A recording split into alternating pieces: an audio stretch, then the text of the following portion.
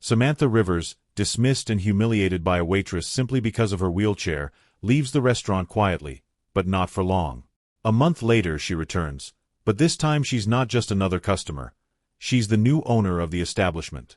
The shocked staff, especially the very waitress who mistreated her, face an unforgettable reckoning. What happens next will redefine the restaurant's future, and Samantha's unexpected twist will leave everyone speechless. This is a story of justice, resilience, and a powerful transformation you won't want to miss. But before we dive in, leave a comment and let us know where you are watching from today. And if this story speaks to you, hit that subscribe button for more amazing stories. Samantha Rivers was no ordinary woman. She was a sharp, determined entrepreneur with a passion for turning small businesses into thriving enterprises. However, there was something that set her apart even more. Samantha was bound to a wheelchair. Despite her success, her disability had often led people to underestimate her. That fact was painfully clear one afternoon when she decided to treat herself to lunch at an upscale restaurant in the heart of the city, unaware of the life-altering encounter she was about to experience. On a breezy Saturday, Samantha rolled into the Gourmet Plate, a restaurant she'd heard great things about. With high expectations, she approached the hostess stand, but to her shock, she was greeted with a cold, dismissive attitude by one of the waitresses, Jenny. From the moment Samantha entered, she could feel the eyes of the staff on her, not in admiration but in discomfort. Jenny, a tall, blonde waitress with an air of superiority, seemed particularly bothered by Samantha's presence. Without so much as a glance of respect, Jenny looked her up and down and then said with a curt tone, "I don't think we have any tables for you." Her eyes darted toward the wheelchair, making it clear that she was not talking about Samantha's reservation but her mobility. Samantha, accustomed to being treated differently due to her disability but never quite prepared for outright rudeness, tried to remain calm. "I have a reservation," she said softly, trying not to let the situation escalate.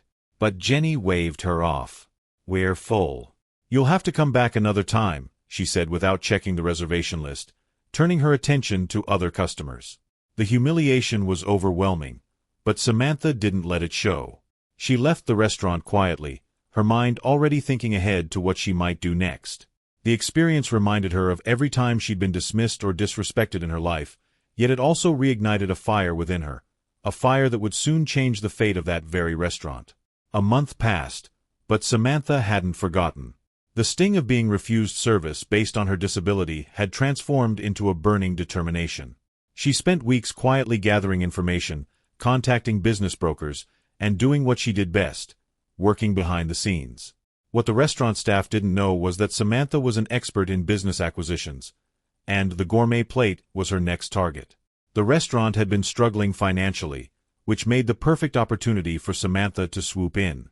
One brisk autumn morning, Samantha rolled back up to the same restaurant, but this time she wasn't just a customer. She was the new owner.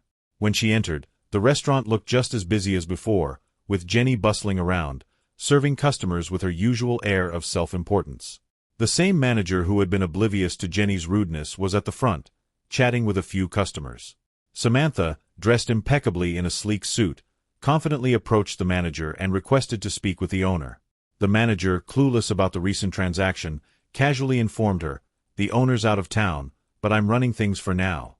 Samantha smiled, knowing full well that what she was about to say would send shockwaves through the entire restaurant. "Actually," she said with a calm, assertive tone, "I am the owner." The manager's face paled. Before he could stammer out a response, she handed him the official paperwork. His eyes widened in disbelief, realizing that the woman they had brushed off a month ago now owned everything. The staff began whispering, some trying to piece together the situation, while others remained completely unaware of the magnitude of what was happening. But the real moment of reckoning came when Jenny approached the table, still oblivious to the unfolding drama. "I see we have a VIP guest today," she said with a thinly veiled tone of sarcasm, not recognizing Samantha right away. "What can I get you?" Samantha looked up and smiled. "I'd like to order a conversation," she said, locking eyes with Jenny. "Do you remember me?" Jenny's smirk faltered as she took a closer look. Recognition flickered across her face, followed by a wave of unease. Samantha didn't wait for a response. "Last month, you refused to serve me. You turned me away because of this," she gestured to her wheelchair. But today, things are a bit different. Today, I'm your boss." The room fell silent. Every staff member within earshot froze in place, stunned by the revelation. Jenny, visibly shaken, tried to muster a defense, but the words caught in her throat.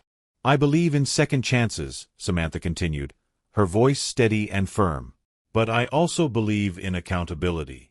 The way you treated me, and perhaps others, is unacceptable in any business, let alone one I now own." Jenny's face turned crimson, her bravado replaced with panic as she realized the consequences of her actions. The other staff members looked at one another, wondering if they, too, had been complicit in the restaurant's toxic culture. Samantha took a deep breath, her years of facing prejudice fueling her next words. "This restaurant is going to change. The culture will change.